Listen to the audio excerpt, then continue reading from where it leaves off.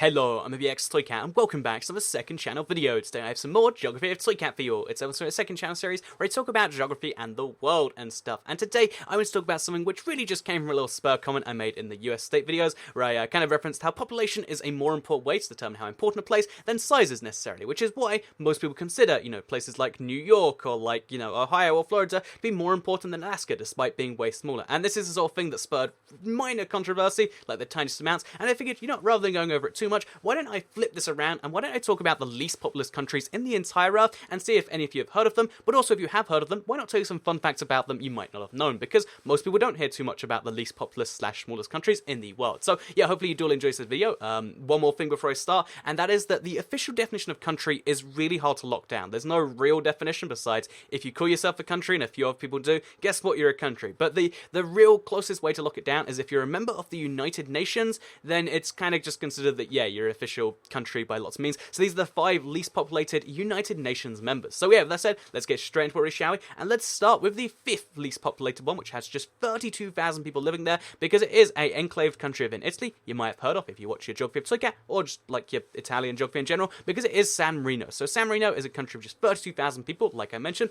and out of the countries on this list, it's probably the one which does the best. It has a GDP per capita of something like $62,000, dollars per person, which is crazy high, almost double that of Italy, which surrounds it, so doing pretty well for itself, even though it's a relatively mountainous place. And the other interesting thing about this place is the fact that it has more cars than people. The only country on Earth, at least as of them doing the records, the only country on Earth where you could say that's true, which is absolutely crazy if you ask me. So yeah, the interesting thing about San Marino beyond that, as far as like getting in and checking this stuff out, is the fact that it does not actually have its own airport and it does not have its own rail stations. The only way in or out of the country is to, walk in or take a bus, or I guess you could drive. But there's only by road or by foot, they're the only ways in, because otherwise, which means, by the way, you have to go through Italy for pretty much every form of transport, which is pretty insane because a lot of people do want to go in. So yeah, that applies to all of the goods too, and that means there's no way to import goods directly to San Marino. You have to import them to Italy first, and there's a few kind of weird things about that. But yeah, the country is well known, or is kind of subsistent on basically tourism, banking, and interestingly enough to me, stamps. That's right, they sell stamps and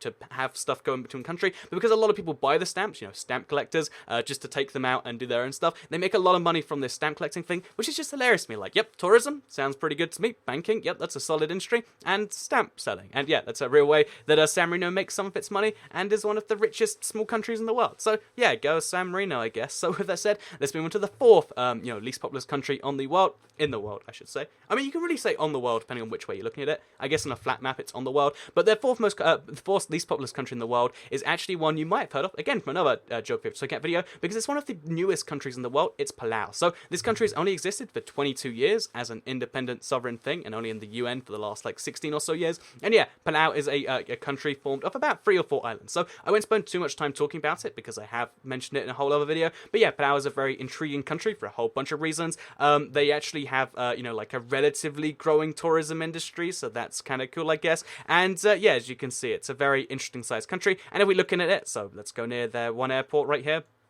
And if you own it, you can kind of get the idea here. So yeah, just keep in mind that most of the country is kind of just unclaimed, and most of the highways even aren't even paved. But still, it's an interesting country. It's a growing country, and it's a country which gets a lot of money from the United States, which, as you can imagine, is a pretty good way to do your stuff. So yeah, as tourism grows in the South Pacific, they're probably going to be doing pretty well in the future. So go Palau, the 4th least populous country, which, by the way, has just 20,000 people. I don't know if I mentioned that yet, but I've got the numbers here just to make sure I don't mess one up, because the next country is a significant drop from 32.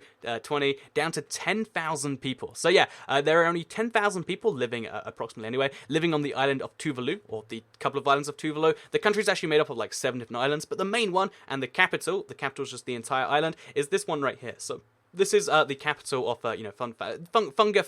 I can't even pronounce it, but this is the capital of Tuvalu, as you can see right here, and this is the only major settlement on the island. So you can see there's a few roads, and this is where most people in Tuvalu live. And the cool thing about Tuvalu to me isn't just the fact that, it's actually on an atoll, I believe it's called. So as you can see, it's like a ring-shaped island, but it's also the fact that they actually make a lot of their money from the .tv domain. So .tv, if you're curious, isn't just meant for TV websites. It's meant for Tuvalu websites, but because they can license that out to whoever they want, they set it for a pretty hefty premium. I think it's 5 times as much as another domain, and because a lot of people just want .tv domains for they're doing something TV related, Tuvalu makes a lot of money, and something like 10% of their government budget just comes from selling this TV domain, which is something I found out when I researched Tuvalu in school. Again, I had a whole like college project on it. Forgotten most of the stuff, but yeah, Tuvalu is a very interesting island because it is a lagoon. You can actually like boat right in there, and again, it's an absolutely intriguing place because look at it. It's a series of different places. There's the main island. There's one up here, which is also Tuvalu. As you can see, I think it has a church on it.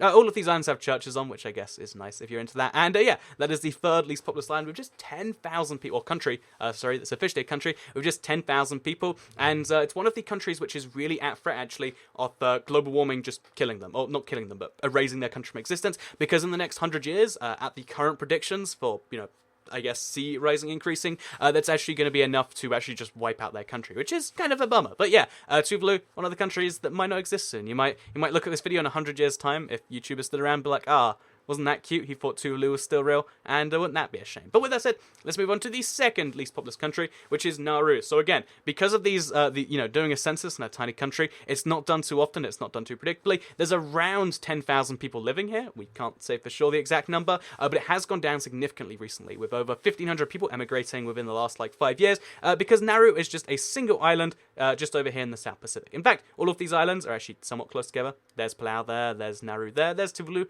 As you can see, all kind of close to Papua New Guinea, Australia. But yeah, Nauru is a very interesting place because it did kind of well in the 80s because they mined for phosphorates. So yeah, mining raw materials to make money, but then they ran out of phosphorates to mine, and then the country's not been doing so well since then. Also, because they've got a giant coral reef surrounding it, and because there's no proper sea line, even getting to the country is near impossible. You have to fly in, the boat option isn't really there, and it is just a single island, unlike these other ones. And basically, there's lots and lots of problems with this island, and the fact I found mind-boggling is there's 10,000 people, and there's an unemployment rate of 90%. That means literally 9,000 people are unemployed. I don't know what you do all day if you're unemployed, and 90% of your island is, but that's the truth. And after that, the remaining 10%, so about 1,000 employees, 95% are employed directly by the government.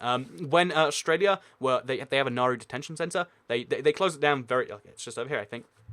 They have a detention centre, which is paid for by the Australians, which is one of their main sources of revenue for the entire island. They have a detention centre on there. When that closed down very temporarily for 4 years, it lost something 100 jobs, and it was enough to devastate their entire economy. 100 jobs go missing, and everything's just gone to hell. So yeah, that's the craziest thing about Nauru. It's just an island which is, it's so dependent on something which doesn't really exist anymore. And one of the kind of, I guess, artifacts of that is what happens now is they kind of make their money from fishing. And one of the forms of fishing, which I didn't even know was a thing till I looked it up after this, is they go explosion fishing. They drop explosives in the water so they can just fish up the now exploded fish, which, I mean, it seems inefficient to me, but it's what they do over here in Nauru. So yeah, this is Nauru, N-A-U-R-U, just in case you're like, sorry cat, you're pronouncing it wrong. Well, can't pronounce the letters to spell it wrong. Aha. Got you there. But with that said, let's move on to the very least populous country on Earth that is recognized by the UN. And I was surprised that this was recognized by the UN because, I mean, by a lot of counts, it's not a country, but it is the least populous country. It's also the smallest country on Earth. It's a lot of small lists because you can probably work it out. It is the Vatican City in Italy. So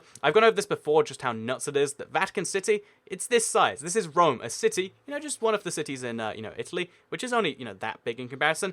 This is the Vatican City in comparison to that. So yeah, and bear in mind, Italy is not even the biggest country in the world or anything. Italy's like that. Then Rome's like that.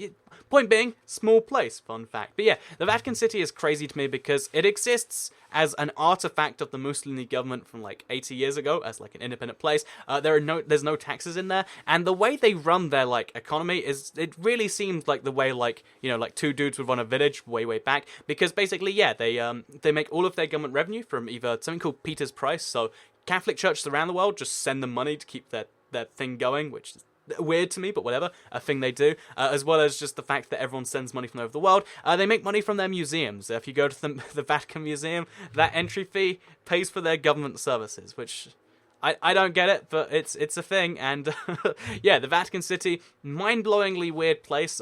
Just the whole idea of it existing is kind of weird to me, and it's a thing that exists entirely enclaved by Rome. And again, I don't think you can really call it a country. I feel like, at least Nauru, even if it doesn't have anyone doing anything, at least, it's an island and they're self-sustaining in some way, whereas the Vatican City is kind of this place that it's very easy to get in and out of Rome from there, even though it looks like you can just cross the streets. It is walled on all sides but one, so, it's somewhat easy to get in and out, and it really exists as like a bizarre little separate country that really, but in most places wouldn't be a country, but like I said, a relic of an older time, and that is the smallest country by population and also by land area in the world. So hopefully you did enjoy this video. It has 842 people. I don't know if I said that, but I'm horrible. And in case you're curious, as the smallest country, if you don't want to just say UN member states, there's actually a place in the, again, South Pacific called the Pitcairn Islands with just 56 people living there. The economy of a place like that blows my mind because it has, like, their GDP is, like, smaller than a lot of salaries are in the Western world, which is, like, that's kind of interesting to me.